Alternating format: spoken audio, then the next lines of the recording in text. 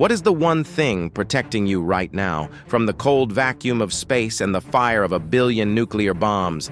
It's not the roof over your head, it's not the air you breathe, it's an invisible silent force field generated by a liquid metal heart 6,000 kilometers beneath your feet.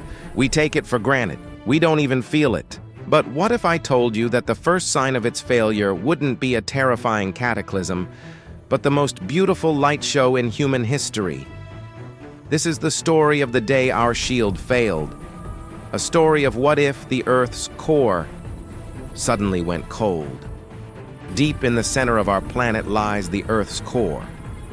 A solid ball of iron surrounded by a swirling ocean of liquid metal, hotter than the surface of the sun.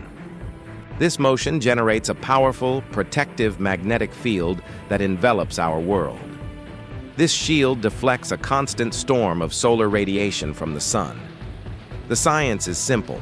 Without it, our atmosphere would be stripped away. It is the single reason life exists here, and not on Mars. But in our scenario, the impossible happens. The heat engine dies. The liquid outer core stops swirling and solidifies. And the Earth's magnetic field, our guardian for over 4 billion years, vanishes. But here's the most terrifying part. For the first 24 hours, almost no one would know. The end of the world wouldn't be televised. It would arrive in secret. You think you would be warned, but you wouldn't. While humanity went about its day, an invisible, silent killer would already be at work. The first signs would be so subtle, they would be dismissed as glitches. A secret apocalypse unfolding right under our noses. The first physical sign would be chaos. Every compass would spin uselessly. GPS systems would fail catastrophically. The entire nervous system of global logistics would become a blind machine. International trade would cease in an afternoon. Stock markets would panic and crash, not from an attack, but from a deafening planetary silence. The world economy would be the first casualty. Migrating animals, birds, whales, turtles would be hopelessly lost, their internal maps wiped clean in an instant. Up to now, we've only seen the planet's systems fail. But here is where the story takes its darkest turn. You might think the real danger is the radiation coming from space, but you'd be wrong. The most immediate, terrifying threat is already here, on the ground. It's the moment our civilization eats itself alive. The moment the apocalypse stops being something you watch on a screen and becomes the sound of your neighbor breaking down your door. Before the sun gets a chance to end our world, our own panic will. With all navigation gone and supply chains severed, cities would become death traps. Supermarket shelves would be bare in 48 hours. The loss of power grids means no running water, no sanitation, no fuel. This isn't a problem of the future. This is a problem of now. The breakdown of society would be swift, brutal, and absolute. The true human survival struggle isn't against the cosmos. It's against each other for the last can of food. It's only after this first great human cataclysm that the second planetary one begins. The real apocalypse starts with the sun. Without the magnetic field, our shield is down. The full, unfiltered blast of solar radiation slams directly into our upper atmosphere. The death starts in space. Satellites are engulfed in a wave of crackling energy, their solar panels shattering. Astronauts on spacewalks are exposed to lethal doses of radiation, cracks of red light appearing across their helmets. On the surface, the danger is more insidious. Blackouts become permanent as the electrical grid is destroyed, a melted, twisted wreck of metal and wires.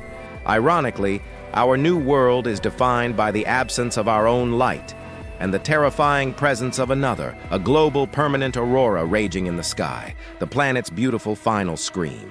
Up to this point, humanity has faced a technological and societal crisis. But now, the very definition of our world begins to transform. Sunlight, the source of all life, becomes a poison, withering plants where it touches. The sky, our symbol of freedom, becomes the ceiling of a planetary death chamber. Everything we thought we knew about our world is about to be turned upside down. Our planet is being given a death sentence, and the executioner is the one thing we thought gave us life. our sun. This new reality begins with the air itself. The process is terrifyingly simple.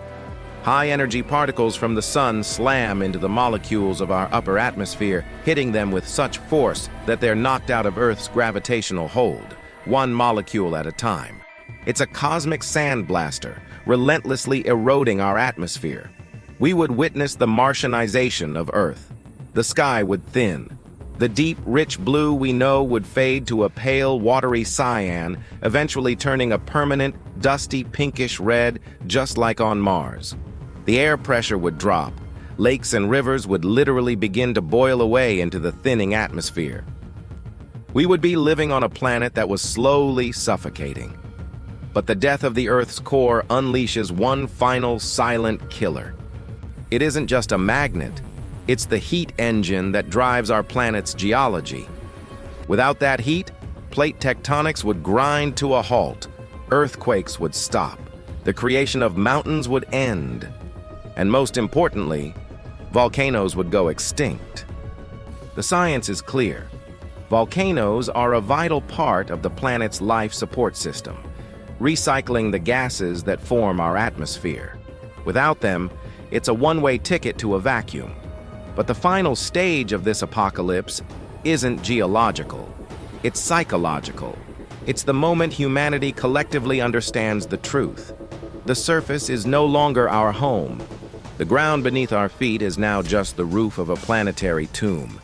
The only path to survival isn't up, towards the poisoned sky, but down, into the crushing darkness. This is the ultimate transformation.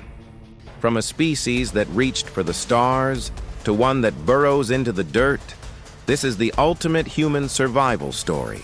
We would retreat deep underground, into vast, sealed bunkers. These would have to be self-sustaining worlds. We'd need to build hydroponic farms under artificial suns, recycle every drop of water, and generate our own breathable air from rock and moisture. Generations would be born who have never seen a real sky. Our culture, our art, our poetry, so much of it inspired by the open sky and the natural world, would become artifacts of a lost paradise. We would become a species living inside a machine, on a planet that was once a garden. We spend so much time looking to space for threats. But in this scenario, the ultimate killer was always with us, churning silently beneath our feet. The very heart that gave our planet life became the agent of our quiet, cold, and final end.